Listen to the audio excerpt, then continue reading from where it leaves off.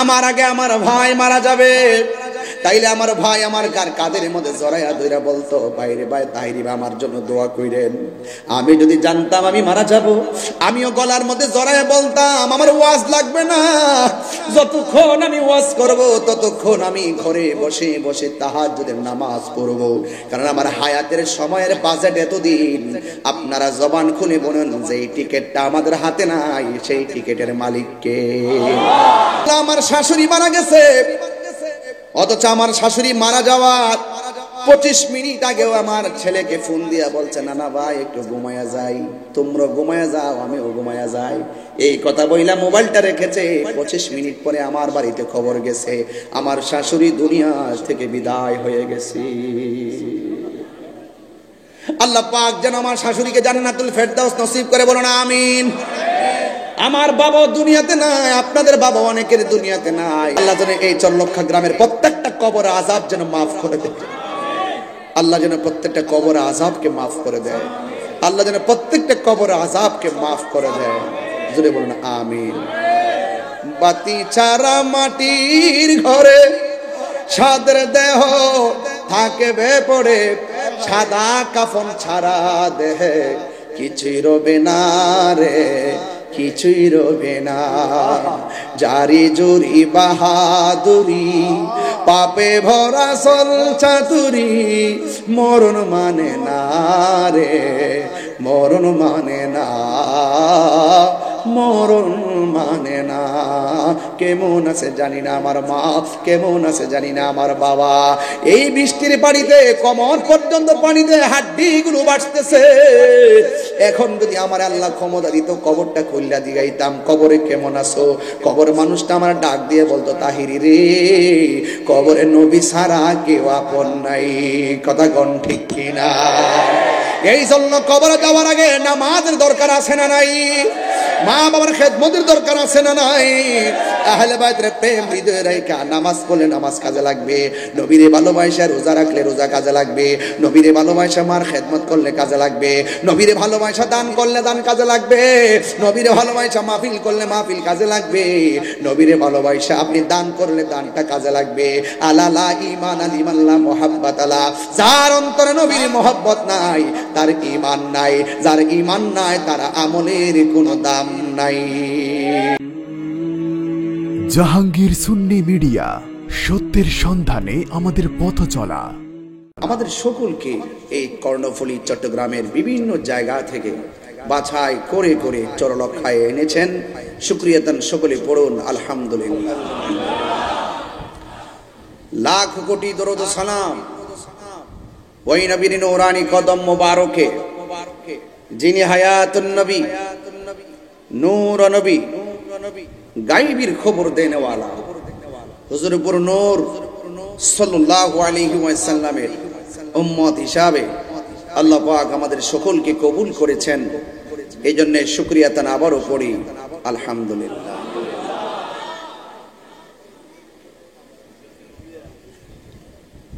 আজকের এই তাফসিরুল কোরআন মাহফিলে আমার পূর্বে যে দুজন আলোচনা করেছেন, আমি হলাম তাদের স্যান্ডেলের ধুলো তুল্য। আমাকে হুজুর উভয়ই এত আদর করেন, এত মায়া করেন, এই মায়ার নজরকে হৃদয়ে রেখে কিছু কথা বলার সাহস পাচ্ছি। আর আপনাদেরকে দেখে আমি অত্যন্ত অভিভূত হয়েছি। আপনাদের অবস্থা দেখে মনে হচ্ছে কেবলমাত্র মাগরিবের আজান দিল। একজনের চোখের মধ্যে কোনো ঘুম দেখতেছি না, বাড়িতে যাওয়ার মতন কোনো চিন্তা চেতনা নেই। মনে হচ্ছে যেন আপনারা খুব নিয়ত করে এসেছেন, জ্বর হোক, তুফান হোক, বৃষ্টি হোক, যাই হোক না কেন, ওই যে বলা হয়েছে কুমকুমিয়া হাবিবি কামতানাম আর শামসু ওয়াল কমারু লা ইয়ানাম, চন্দ্র সূর্য ঘুমায় না, আমরা তো চাঁদের চেয়েও দামি, আমরা কেন ঘুমাবো? আল্লাহর ওলিরা ঘুমায় কম, আল্লাহর ওলিরা ঘুমায় কম। তিনটা গুণ যার মাঝে থাকবে সে বান্দা থেকে আল্লাহর বন্ধু হয়ে যায়। এক, সে খাবে কম, খাওয়া দাওয়া করবে কম। দুই, কথা বলবে কম। তিন, ঘুমাবে কম। আপনি আল্লাহর ওলিদের জীবনী তালাশ করে দেখবেন, ওরা কোন রকম খেয়ে সময় কাটায়। এই দেখতেছেন সন্ধ্যা রাত্রে আসারের পরে একটু ঘুমাই গেছে, আপনি যখন ঘুমিয়ে গেছেন তারা জাগ্রত হয়ে গেছে।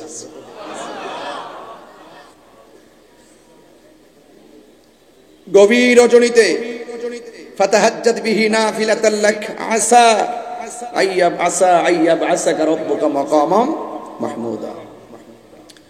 ওই গভীর রজনীতে উঠে তার তাহাজ্জুদ নামাজ পড়ে। রাসূল যে বলেছেন 5 ওয়াক্ত নামাজ পড়লে সাধারণ রাস্তার একটা বান্দা আল্লাহর খাঁটি বান্দা হয়, আর 5 ওয়াক্ত নামাজের পাশাপাশি ওভার টাইম নফল ইবাদত যারা করে তারা আর বান্দা থাকে না, তারা আল্লাহর বন্ধু হয়ে যায়। ফাতিহা আজদম গেল গতকাল, তাই নয় কি? ফাতিহা অর্থ কি? সূচনা। ফাতিহা অর্থ কি? আর ইয়াজদাম অর্থ 11। ইয়াজদাম অর্থ কি? 11। এই রবিউল সানির 11 তারিখ পীরানে পীর গৌসুস সাকালাইন কাইয়ুমে জামানি শেখ সৈয়দ মীর মুহিউদ্দিন আব্দুল কাদের জিলানী গিলানী আল হাসানী ওয়াল হুসাইনী রাদিয়াল্লাহু তাআলা আনহুমের ওফাত মুবারক, যার বয়স 91 বছর হয়েছে। তিনি ওলিদের ওলি, তিনি ওলিদের ওলি। আমি বলছি হাসানী ওয়া হুসাইনী, মারিফতের সম্রাট হযরতে মৌলা আলী কাররামাল্লাহু তাআলা ওয়াজহুল করিম, বেলায়েতের সম্রাট মৌলা আলী হায়দারি। সুবহানাল্লাহ বলবেন না? নবীদের সরদার রহমাতুল লিল ওয়ালিদের সরদার গৌসুল আজম আব্দুল কাদের। কোনটাকে কি অস্বীকার করার সুযোগ আছে? ক্লাস বুঝবেন, ক্লাস ক্লাস যদি না ওভারটেক করেন, এসএসসি পরীক্ষা না দিয়ে কি ইন্টার দেওয়া যাবে? কথা বলেন। এই দেশে কি আমার নবীজি সরাসরি এসে ইসলাম প্রচার করেছেন? এই দেশে ইসলাম এনেছেন কে? ওলি আল্লাহরা। কথা বলেন না কেন? ওলি আল্লাহ। তো বেলায়েতের যে শুরু, মারিফতের সম্রাট মৌলা আলী রাদিয়াল্লাহু তাআলা আনহু থেকে এই পর্যন্ত বেলায়েতের সিলসিলা জারি হয়েছে। আল্লাহর হাবিবের দোয়ায় নাজারে কারাম, যেই মৌলা আলী রাদিয়াল্লাহু তাআলা আনহুর ব্যাপারে আমার রাসূল বলেছেন, আনা মাদিনাতুল ইলমি ওয়া আলিয়ুন বাবুহা, আমি নবী হলাম ইলমের শহর, আমার আলী হলো সেই শহরের দরজা।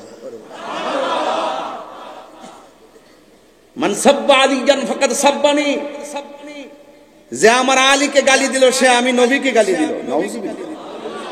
আরেক জায়গায় বলছেন, মান আহাব্বা আলিয়ান ফাকাদ আহাব্বানি, যে আমার আলীকে ভালোবাসলো সে আমি নবীকে ভালোবাসলো। আপনি যদি তরিকতের লাইনের গোড়া না চিনেন,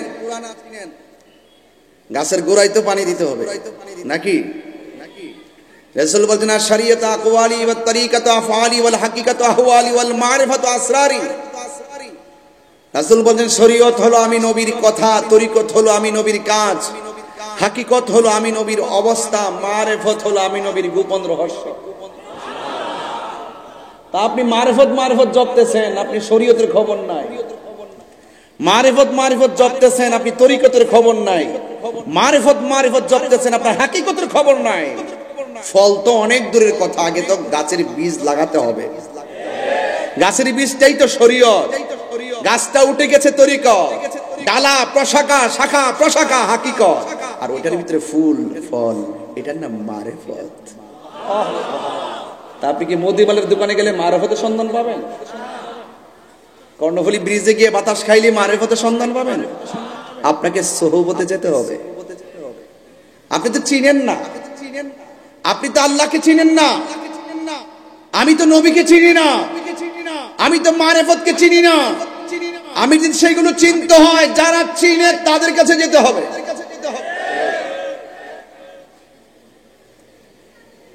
কর্ণফুলী ব্রিজে উঠলে কি সুন্দর বাতাস লাগে, গায়ের মধ্যে বাতাস লেগে খুব কলিজাটা শীতল হয়ে যায়। বাতাস কি দেখা যায়? কথা বলো। বাতাস কি দেখা যায়? ধরা যায়? কিন্তু বাতাস যে লাগতেছে গায়ে অনুভব, ভিতরে শান্তি লাগে কি না?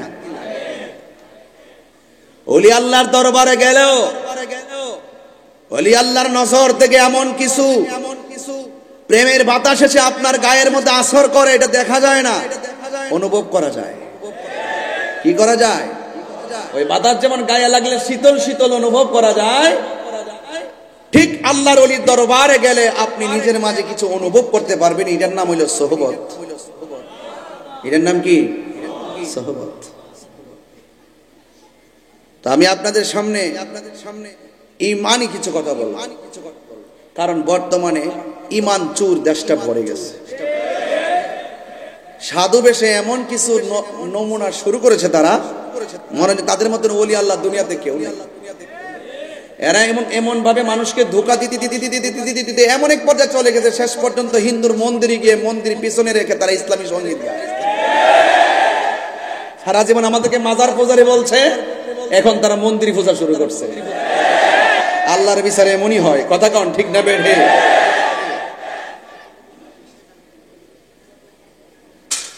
মাজারে যায় না, মন্দিরে যায়, মিলাদ পড়ে না, ওই মাজারে ওই মন্দিরে যাইয়া ইসলামী সঙ্গীত গায়, মিলাদের তাবারুক খায় না, ওই মন্দিরে গিয়ে প্রসাদ খায়। কথা কন ঠিক না?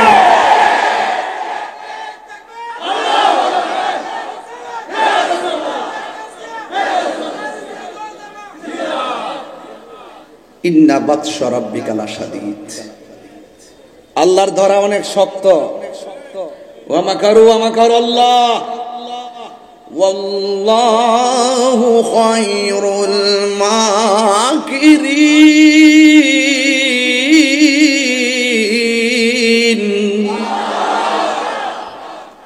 কৌশল তুমি কার সাথে করবা? মানুষকে ধোঁকা দিয়ে বোকা বানাইতে চাও, হয়তো মানুষ কেউ তোমার ফাঁদে পড়ে যাবে। তোমার ভিতরে কি কুমতলব আছে কেউ জানে না, জানে কে? মাজার পূজারি না? আমরা বলতেই পারি তোমরা মন্দির পূজারি। কি পূজারি? মন্দির পূজারি। তাড়াতাড়ি ক্ষমা চাও, জাতির কাছে মাফ চাও। কথা কোন ঠিক কি না?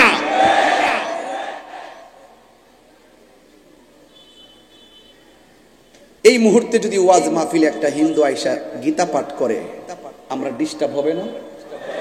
তো তারা যে হিন্দুর পূজার ভিতরে যায় ইসলামী সঙ্গীত গাওয়া শুরু করছে, এটা কি এরা ডিস্টার্ব হইতাছে না? মুসলমান কি ওখানে যায় এগুলা গাওয়া যায় যাচ্ছে?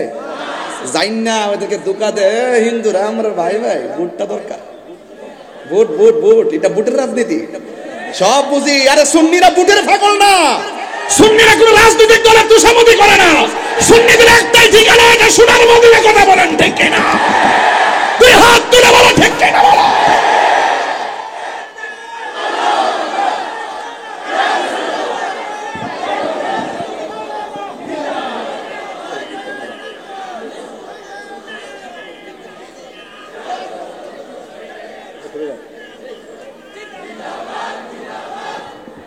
কথা বলেন ঠিক কিনা বলেন? আমার সাথে আপনারা রাগ করবেন না, আমি কিন্তু নরম না। আমাকে বহুত হুমকি দিতেছে, গ্রেফতার বলে রেডি। আমি বলছি আমার নিয়ে জেলখানাটা বইরা লাভ নাই, বরং আমার নিয়ে যে জেলের মধ্যে রাখবেন ওই জায়গার মধ্যে একটা দুর্নীতিবাজরা রাখলে ভালো হইব, ওই জায়গার মধ্যে একটা নাস্তিকরে রাখলে ভালো হবে, ওই জায়গাতে একটা কাদিয়ানিরে রাখলে ভালো হবে, ওই জায়গাতে একটা লুটতরাজরে রাখলে ভালো হবে। বরং আমার একটা কাজ করেন, আমার না জেল দিয়া বুলেট দুইটা বাড়ায় নিয়ে আসবে, বুকটা ফাইতে দিব লাব্বাইকে রাসূলুল্লাহ বলে জীবন দিয়ে দিন। কার জন্য? নবীর জন্য। কার জন্য?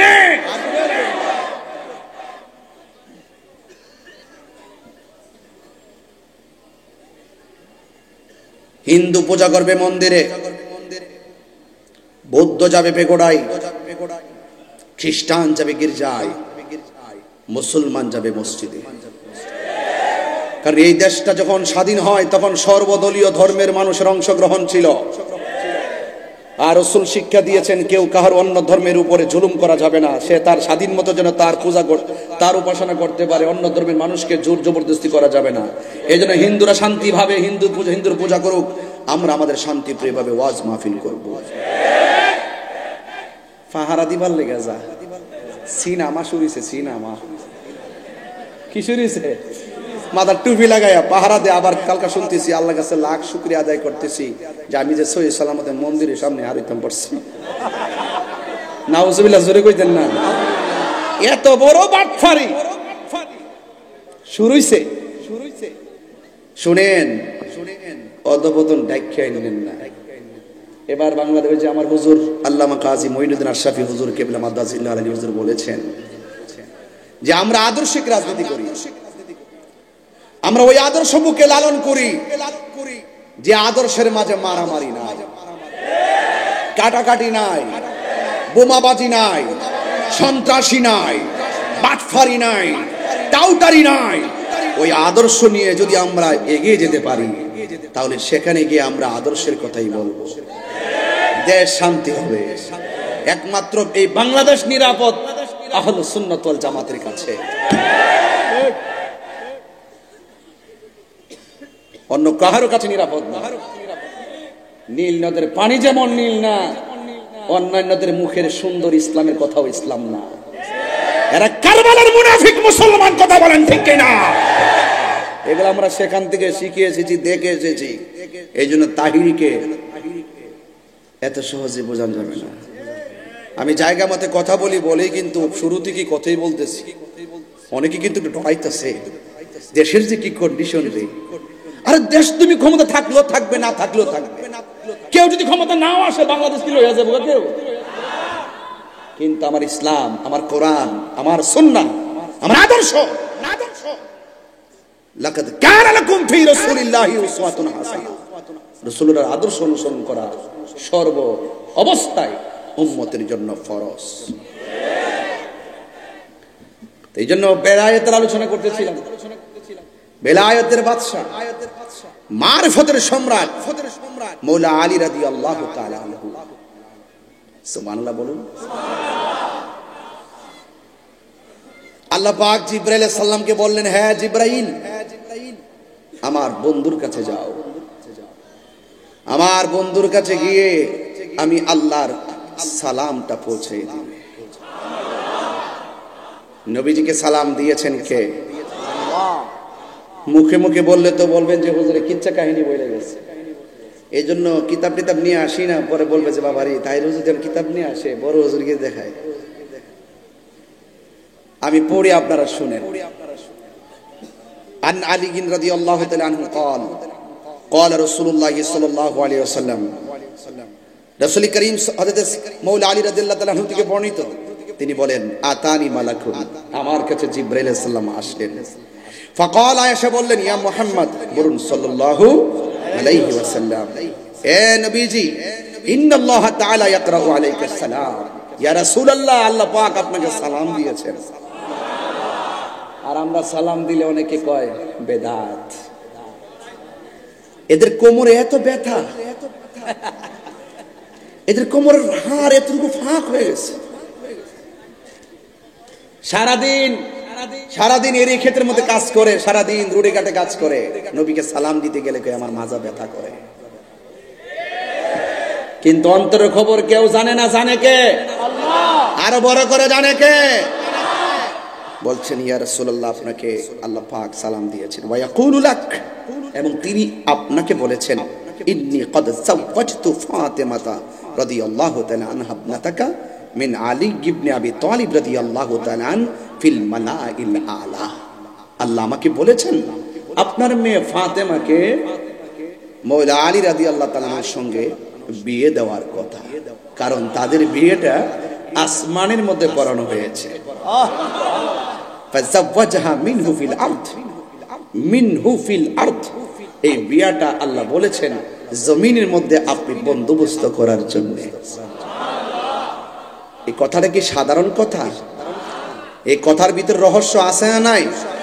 আমি আস্তে আস্তে জায়গায় যাব যদি আপনারা আমাকে সময় দেন। রাজি আছেন সবাই? ও এখন কথা বলতেছি দেখে কি কষ্ট হচ্ছে? একটা কথা কি নরম কথা বলছি? কাউকে ভয় পেয়ে কথা বলছি? আরে আমার জীবন তুচ্ছ, আমার পদ পদবী তুচ্ছ, মোস্তফার মহব্বত আমার কাছে সবার শ্রেষ্ঠ। দুশমন রাসূলকে তো আমি কিছুই মনে করি না। সর্বোচ্চ মৃত্যু হবে, এই মৃত্যুর জন্য সবসময় প্রস্তুত আছেন না নাই? আরো জোরে কোন আছেন না নাই? সবসময় মৃত্যুর জন্য প্রস্তুত থাকবেন, ওযু রাখবেন, নামাজটা কমপ্লিট রাখবেন, মরণের কোনো ভয় নাই। আমার যুবক ভাইয়েরা, আনাস রাদিয়াল্লাহু তাআলা আনহু قال, হযরতে আনাস রাদিয়াল্লাহু তাআলা আনহু থেকে বর্ণিত, তিনি বলেছেন, বাইনামা রাসূলুল্লাহ সাল্লাল্লাহু আলাইহি সাল্লাম ফিল মসজিদ, আমরা একদিন নবীজির সঙ্গে মসজিদের মধ্যে বসা ছিলাম। ইয ক্বালা রাসূলুল্লাহ সাল্লাল্লাহু আলাইহি সাল্লাম লিআলী রাদিয়াল্লাহু তাআলা, আল্লাহর হাবিব ওই মসজিদের ভিতরে মাওলা আলী রাদিয়াল্লাহু তাআলা আনহুকে উদ্দেশ্য করে বলেন, হে আলী, হাযা জিবরাইল, এ হলো জিবরাইল আলাইহিস সালাম, ইখবিরুনি, সে আমাকে বলেছেন, আল্লাহ তাআলা আযজা ওয়া জাল্লা সাওয়াজাকা ফাতিমা রাদিয়াল্লাহু তাআলা আনহা, নিশ্চয়ই আল্লাহ রাব্বুল আলামিন তোমার সাথে আমার মেয়ে ফাতেমাকে আসমানের মধ্যে বিয়ে দিয়েছেন। তরিকতের মানুষ ছাড়া ওয়াজ এত সহজে বুঝবে না, ওরা বলবে যে আসমানে আমার বিয়ে হয় কেন? ওই যে কিছু লোক যে আসমানে ওই দুনিয়া সৃষ্টি হওয়ার আগে যে ঘটনাগুলো আছে এগুলো কাল্পনিক মনে করে, আর কাল্পনিক মনে করে দেখি শেষ পর্যন্ত আমার নবীকে 40 বছর পর্যন্ত নবী মানতে চায় না।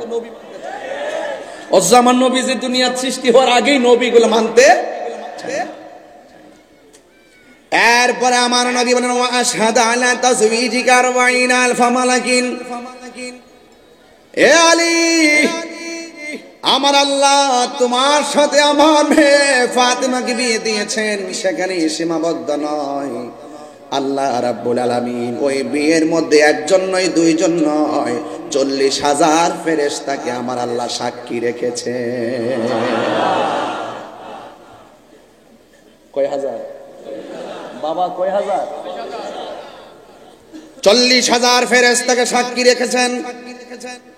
ওয়া আওহা ইলা শাজারাতিন তওবা, 40,000 ফেরেশতা সাক্ষী রাইখা বিয়ের সময় আল্লাহ রাব্বুল আলামিন তওবা গাছকে অর্ডার করলেন, হে তওবা আনিসুরি আলাইহিমিদ দুররা ওয়াল ইয়াকুত, হে তওবা গাছের পাতা, তোমার মাঝে ইয়াকুত পাথর দিয়ে একটা ঝলকানি দাও। ইয়াকুত পাথর একটা ঝলকানি দিল, যেমন একটা তওবা হলো একটা গাছের নাম, যেই গাছের পাতায় পাতায় মানুষের হায়াত লেখা আছে, জোরে কন্যা সুবহানাল্লাহ। ওই গাছের পাতা যখন জোরে পড়ে যাবে, ওই মুহূর্তে আপনার চরলক্ষা গ্রামের ভাঙ্গা ঘরের ভিতরে আজরাইল আসবে। ওই গাছের পাতা যখন জোরে পড়ে যাবে, কোটিপতির সামনেও আজরাইল চলে আসবে। ওই গাছের পাতা যখন ঝরে যাবে, লক্ষ লক্ষ কোটি কোটি টাকার মালিকের ঘরে আজরাইল আসবে। আপনারা বলুন না, হায়াত মউতের মালিক কে? আল্লাহ রাব্বুল আলামিন কোরআনে বলে দিয়েছেন, ওয়া মা তাদরি নাফসুন বিআইয়ি আরদিন তামুত, বান্দারে তোমরা তো জানো না আমি আল্লাহ যেখানে তোমাদের মৃত্যু লিখে রেখেছি সেই জায়গাতেই তোমাদের মৃত্যু হবে। 1 সেকেন্ড কমতি করা হবে না, 1 সেকেন্ড বাড়তি করা হবে না।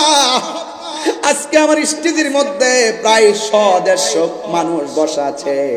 কোন মানুষটা কার আগে মারা যাবে আমি জানি না, কিন্তু যদি আমি জানতাম আমার আগে আমার ভাই মারা যাবে, তাইলে আমার ভাই আমার কাদের মধ্যে জড়াইয়া ধইরা বলতো, ভাইরে ভাই তাহিরি ভাই আমার জন্য দোয়া কইরেন।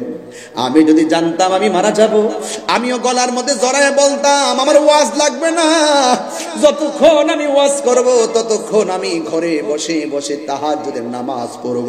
কারণ আমার হায়াতের সময়ের বাজেট এতদিন। আপনারা জবান খুলে বলুন, যে টিকেটটা আমাদের হাতে নাই সেই টিকেটের মালিক কে? 6 দিন হয়ে গেল আমার শাশুড়ি মারা গেছে, দেখেছেন নিশ্চয়ই। 6 দিন হলো আমার শাশুড়ি মারা গেছে, অথচ আমার শাশুড়ি মারা যাওয়ার 25 মিনিট আগেও আমার ছেলেকে ফোন দিয়া বলছে, নানা ভাই একটু ঘুমায়া যাই, তোমরা ঘুমায়া যাও, আমিও ঘুমায়া যাই। এই কথা বইলা মোবাইলটা রেখেছে। 25 মিনিট পরে আমার বাড়িতে খবর গেছে, আমার শাশুড়ি দুনিয়া থেকে বিদায় হয়ে গেছে।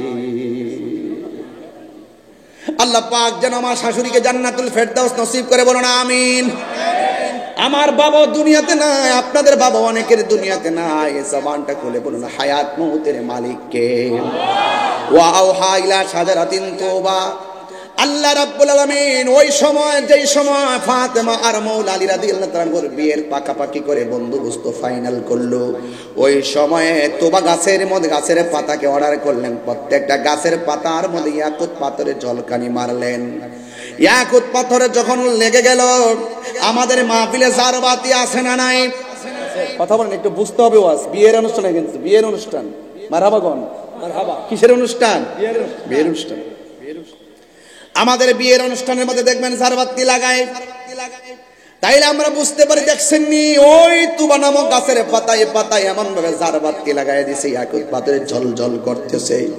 এরপরে আমার আল্লাহ রাব্বুল আলামিন ফানাসারাত আলাইহিমুদ দুররা ওয়াল ইয়াকুত, আল্লাহ রাব্বুল আলামিন ওই ইয়াকুত পাথরে ওই তুবা নামক গাছের পাতার মধ্যে একটা ঝাঁকুনি দিতে বললেন। যেই মাত্র ঝাঁকুনিটা মারলেন, ওই তুবা গাছের মধ্যে যেই পাথরগুলো আছে সেই পাথরগুলো গাছের নিচে পড়ে গেছে। যেই মাত্র গাছের নিচে পড়ে গেছে, ফাবতাদারাত ইলাইহিল হুরুল আইনা, তখন ডাগর ডাগর চোখ বিশিষ্ট অনেকগুলা হুর হাতের মধ্যে এমন পিরিচ নিয়ে আসছে। ইয়ালতাফিতনা মিন আতবাকি দুররি ওয়াল ইয়াকুত, ওই সমস্ত হুরগুলো আইসা, হুর কেমন জানেননি? 70 রঙের জামা গায়ের মধ্যে লাগায়া রাখলে 70 রঙের জামা বেদ কইরা তাদের গায়ের সৌন্দর্য দেখা যাবে। তাদের হাতের একটা নখ যদি পৃথিবীর মধ্যে ছেড়ে দিত, দুনিয়ার মানুষ, দুনিয়ার সব সুন্দরকে পিছনে রাখা হুরের এই নখের পেছনে পেছনে তারা ধরত। আর যদি তাদের মুখের থুতু যদি মানুষে পাইতো, মুখের মধ্যে মালিশ করতো, এত সুঘ্রাণ। মারহাবা গান, এমন সুন্দর। ফাবতাদারাত ইলাইহিল হুরুল আইন, ডাগর ডাগর চোখ বিশিষ্ট হুররা আইসা এমন ভাবে ইয়াকুত পাথরগুলা বর্তনের মধ্যে তুলতেছে। তুলতে তুলতে তুলতে ফাহুম ইয়াতাহাদুনাহু বাইনাহুম ইলা ইয়াউমিল কিয়ামাহ, এই সমস্ত হুরগুলো ওই সমস্ত ইয়াকুত পাথরগুলা তুলতে তুলতে মা ফাতেমা আলীর বিয়ার মধ্যে বকশিশ দিতেছে। বকশিশ মানে সালামে সালামে। আসেনি আপনাদের দেশে? আসেনি আপনাদের দেশে? বকশিশ মানে কি?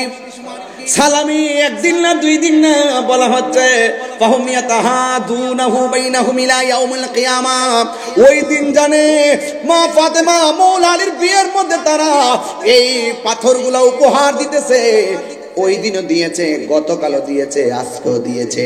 হাদিস শরীফের মধ্যে দেখলাম কিয়ামত পর্যন্ত ওই মৌলা আলী রাদিয়াল্লাহু তাআলা আনহু মা ফাতেমার বিয়ের মধ্যে যে উপঢৌকন দিয়েছে, এটা কিয়ামত পর্যন্ত তারা দিতে থাকবে। আরো বড় করে বলুন না সুবহানাল্লাহ। আমার যুবক ভাইয়েরা, আমার মুরব্বী বাবাজিরা, কি ভাষাই বলবো? ও যুবক, মৌলা আলীর শান বলছিলাম। আন আয়েশা রাদিয়াল্লাহু তাআলা আনহা قالت রাআইতু আবু বকর রাদিয়াল্লাহু তাআলা, হযরত আয়েশা সিদ্দিকা রাদিয়াল্লাহু তাআলা আনহা বলেন, রাআইতু আবু বকর, আমি আমার বাবা আবু বকর সিদ্দিক রাদিয়াল্লাহু তাআলা আনহুকে দেখেছি, ইউকসিরুন নাজরা ইলা ওয়াজহি আলী রাদিয়াল্লাহু তাআলা আনহু। আমার বাবা, আমি তাকায়া দেখলাম আমার বাবা হযরত আলী রাদিয়াল্লাহু তাআলা আনহুর দিকে বারবার বেশি বেশি তাকাইতেছে। ফাকুলতু লাহু, আমি জিজ্ঞেস করলাম, ইয়া আবাত, হে বাবা, আরাকা তুকসিরুন নাজরা, হে বাবা, আমি আপনাকে দেখেছি বেশি বেশি করে তাকাচ্ছেন ইলা ওয়াজহি আলী রাদিয়াল্লাহু তাআলা আনহু, আপনি বেশি বেশি হযরত মৌলা আলীর দিকে তাকাইতেছেন, তার কারণটা কি? ফাকাল আবু বকর, হযরত আবু বকর রাদিয়াল্লাহু তাআলা আনহু বলেন, ইয়া বুনাইয়াতু সামি'তু রাসূলুল্লাহি সাল্লাল্লাহু আলাইহি ওয়াসাল্লাম ইয়াকুলু আন-নাজরু ইলা ওয়াজহি আলী রাদিয়াল্লাহু তাআলা আনহু ইবাদা। জোরে কোন না মারহাবা। ভাই কেমন আছেন? হুজুর একটা চেয়ার দেন না, একটা চেয়ার দেন। যাক, আমাদের হুজুর আসছেন, একটা চেয়ার দেন। সকলে জবান করে পড়ুন সালাতুন ইয়া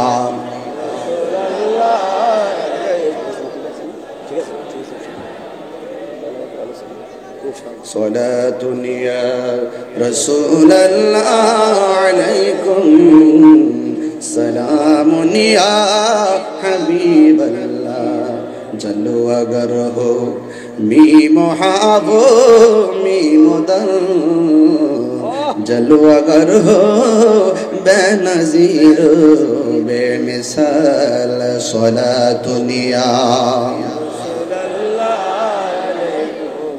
सलामुनिया हबीबल्लाह अलैकुम जबान खुले करना अल्लाहु अकबर খুশি হচ্ছেন তো আপনারা দেখছেন নি আমি ওয়াজ করতেছি আমাদের অত্যন্ত প্রিয় হুজুর তিনিও কিন্তু চলে এসেছেন মারহাবা জোরে কোন না আপনারা খুশি না বেজার কারা কারা খুশি হয়েছেন হাত তুলে আপনারা কি আমার কথায় অসন্তুষ্ট হচ্ছেন না তো হাত সোজা করেন একটু মহব্বতে করেন আল্লাহু আকবার নারে তাকবীর নারে রিসালাত নারে গাউসিয়া আহলুস সুন্নাত ওয়াল জামাত আল্লামা জাহাঙ্গীর আলম হুজুর সাহেব মারহাবা জোরে বলুন আপনার সবার ধৈর্য দেখে আমি অত্যন্ত খুশি হয়েছি আপনারা কি আমি কি আরেকটু সামনে যাব ইনশাআল্লাহ চোখে ঘুম নাই তো ইনশাআল্লাহ ঘুম আছে চোখে সকলে বলেন আলহামদুলিল্লাহ সবাই বলেন আল্লাহ আল্লাহ আল্লাহ পাক স্বামীর কবরটাকে জান্নাত বানায় দেয় আমিন হুন্না লিবাসুল্লাকুম ওয়া আনতুম লিবাসুল্লাহুন্না নারী হলো পুরুষের পোশাক পুরুষ হলো নারীর পোশাক তাই তো আল্লাহর হাবিব সাল্লাল্লাহু আলাইহি সাল্লাম ফাতেমাকে এইভাবে অনেক শিক্ষা দিতেন একদিন হযরতে আলী রাদিয়াল্লাহু তাআলা বাড়িতে আসলেন আসার পরে শুধুমাত্র ফাকরা আল বাব দরজার মধ্যে টুকা দিয়েছে ঠাস করে গভীর রাতে ফাতেমা জোহরা রাদিয়াল্লাহু তাআলা আনহা দরজাটা খুলে দিয়েছে তখন মৌলা আলী জিজ্ঞেস করতেছেন ফাতেমা তুমি কি ঘুমাও নাই না ঘুমাবো আল্লাহর হাবিব বলেছেন স্বামী টোকা দেওয়ার সাথে সাথে দরজাটা খুলে দিতে হবে তাই আমি না ঘুমিয়ে পিঠের মধ্যে দরজাটা লাগিয়ে দাঁড়িয়ে আছি আমার স্বামী কখন আসবে এটার নাম পাঞ্জাতন শুধুমাত্র আহলে বাইতের মর্যাদা নয় ফজিলত নয় এটা পারিবারিক শিক্ষা সামাজিক শিক্ষা এটা রুল মডেল আহলে বাইত কারবালায় যাওয়ার পরও শহর বানু পর্দা খেলাপ করে নাই কথা বলে ঠিক না বেটি এটা পরিপূর্ণ একটা ব্যবস্থার নাম পাঞ্জাতন এদেরকে ফলো করলে আপনি আল্লাহকে পাবেন অতি সহজে আল্লাহ আমাদের সকলকে বোঝার তৌফিক দান করুন আমিন আর জবান খুলে বলুন আমিন আল্লাহ পাক আমাদেরকে আকাশটা মুক্ত রেখে আকাশের বৃষ্টি থেকে মুক্ত রেখে প্রায় 1 ঘন্টা 50 মিনিট হয়ে গেছে স্টেজের মধ্যে এসেছি আর হয়তো 10 মিনিট পরে 2 ঘন্টা হয়ে যাবে মনে হচ্ছে যেন আমি আপনাদেরকে নিয়ে আধা ঘন্টা কথা বলেছি আপনাদের যে প্রেম ভালোবাসা দেখেছি তবে অনুরোধ করে বলে দেওয়া যায় আল্লাহর ওয়াস্তে নেশা করবেন না এই ছেলেরা নেশা করবেন তাইলে বলবেন বন্ধ কি বলবেন নেশা ইয়াবা ফেন্সি গাঞ্জা সুদ করে আসি না যাই খাইছেন এখন তার পেট থেকে বাইর করতে পারবেন না যাই খাইছেন আল্লাহর কাছে তওবা করেন এই সুদ আমরা চাই না সুদ কি হালাল না হারাম ঘুষ কি হালাল না হারাম এই যেই ঘরে সুদ খায় সেই ঘরে শান্তি আসবে যেই সমাজে সুদ চলে সেই বাবা যেই সমাজে সুদ চলে সেই সমাজে শান্তি আসে যেই দেশে সুদ চলে সেই দেশে শান্তি আসে অ্যাকশন সুদখোরের বিরুদ্ধে ডাইরেক্ট অ্যাকশন কথা কোন ঠিক কিনা সুদখোর মসজিদের সভাপতি হতে পারবে তাইলে আমরা সুদখোরকে সমর্থন করি হিডই হিডা আমরা মুনাফিক না আমরা ডাইরেক্ট কথা বলবো স্বার্থের জন্য ঈমান বিক্রি করব না কি হবে বেঁচে থেকে বলবো নাকি কি হবে বেঁচে থেকে অযথা বিদ্যা শিখে যদি না করতে পারি সুদ মুক্ত সমাজটাকে ঠিক আওয়াজ তো বড় করে হবে আমি হাত তুললে ঠিক জোরে হবে ঠিক আছে তো কি হবে বেঁচে থেকে অযথা বিদ্যা শিখে যদি না করতে পারি সুদ মুক্ত সমাজটাকে কি হবে আলেম হয়ে ইমাম সাজে সমাজেতে যদি না হক কথা উচ্চ সুরে না বলিতে কি হবে আলেম হয়ে ইমাম সাজে সমাজেতে যদি না হক কথা উচ্চ সুরে না বলিতে চাকরি বই করহ যদি ছেড়ে দাহবই না গদি, চাকরি বই করহ যদি ছেড়ে দাহবই না গদি, কি হবে ধোঁকা দিয়ে আল্লাহকে, কি হবে ধোঁকা দিয়ে আল্লাহকে, কি হবে বেঁচে থেকে অযথা বিদ্যা শিখে যদি না করতে পারি সুদ মুক্ত সমাজটাকে। কি হবে আকাশ ছোঁয়া বিলাসবহুল বাড়ি গাড়ি, না খেয়ে কত মানুষ পরপারে দিচ্ছে পারি। কি হবে আকাশ ছোঁয়া বিলাসবহুল বাড়ি গাড়ি, না খেয়ে কত মানুষ পরপারে দিচ্ছে পারি।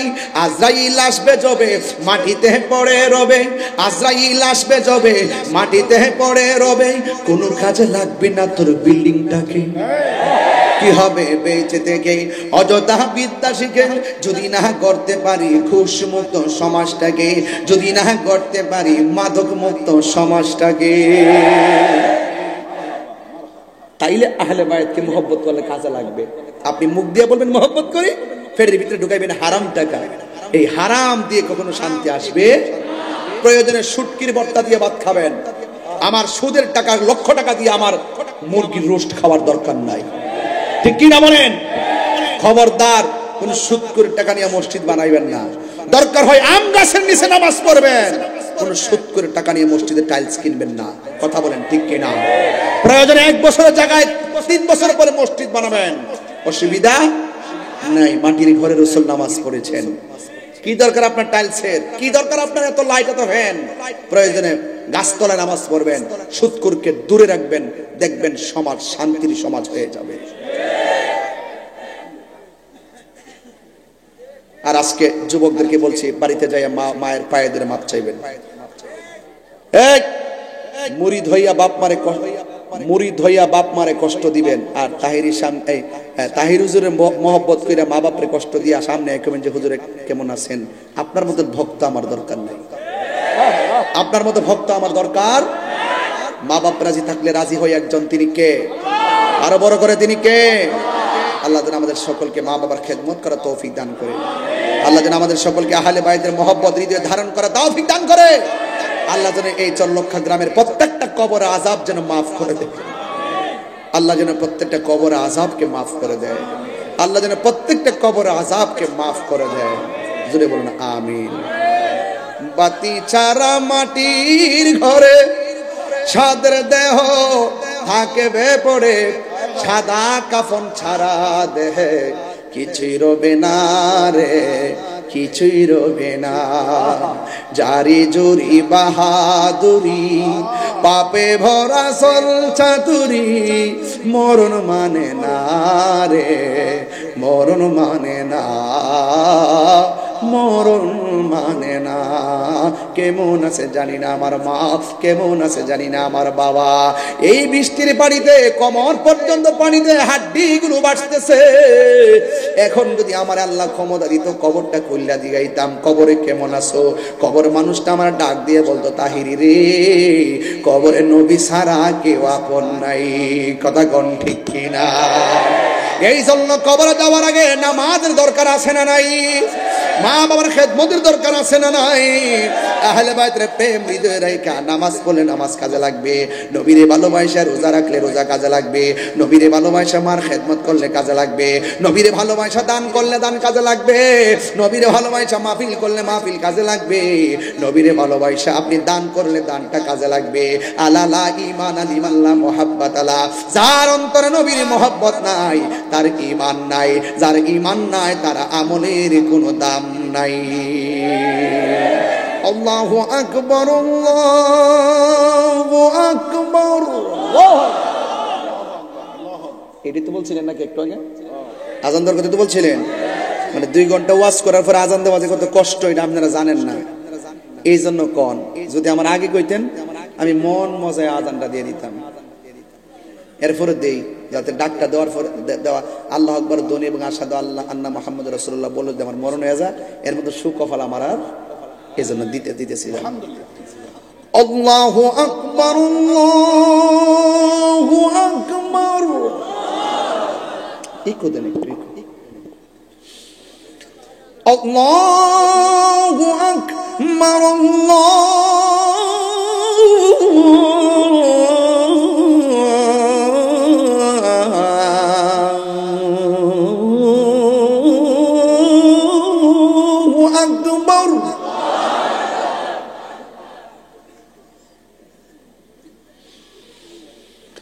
আশহাদু আল্লা ইলাহা ইল্লাল্লাহ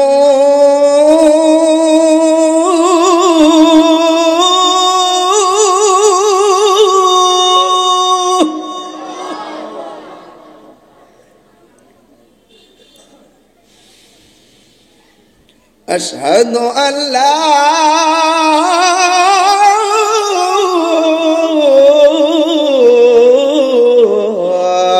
ইলাহা ইল্লাল্লাহ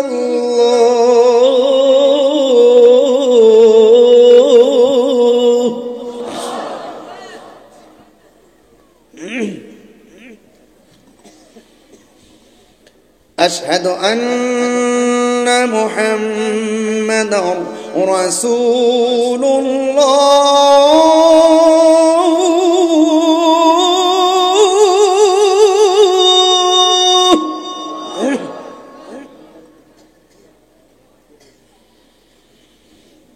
আশহাদু আন্না মুহাম্মাদার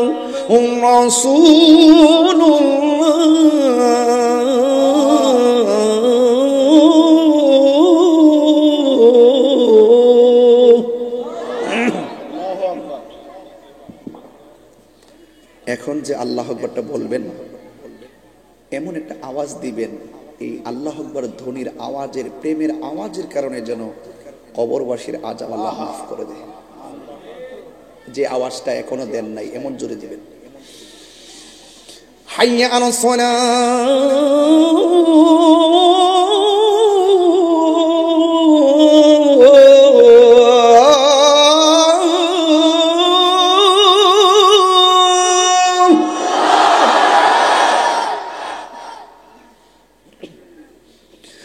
হাইয়া আলাস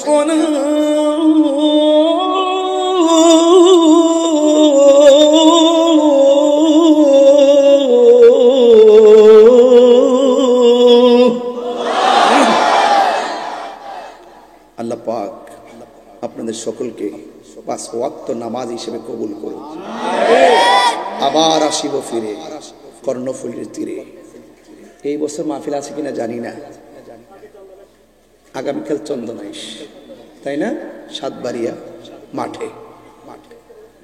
আরেকটা আবার 31 তারিখে একটা আছে চন্দনাইশ। তবে কর্ণফুলী কখন আসে জানি না, যখনই আসি, যতবার এসেছি অনেক কথা বলছি, যেটা আমাদের ত্রুটি হয়ে গেছে, আমার বেয়াদবি হয়েছে। আল্লাহর ওয়াস্তে আপনারা ক্ষমা সুন্দর দৃষ্টিতে দেখবেন। অনেক মুরব্বীদেরকে অনেক ধমক টমক দিয়ে কথা বলি, আপনার কষ্ট নিয়েন না। আর যুবকদেরকে বলবো, আমি আপনাদেরকে নিয়ে স্বপ্ন দেখি। আল্লাহর ওয়াস্তে আহলুস সুন্নাত ওয়াল জামাত কি 3 না 1? আর কথা বলেন না। আমাদের ঠিকানা সোনার মদিনা, সোনার মদিনা। ওকে।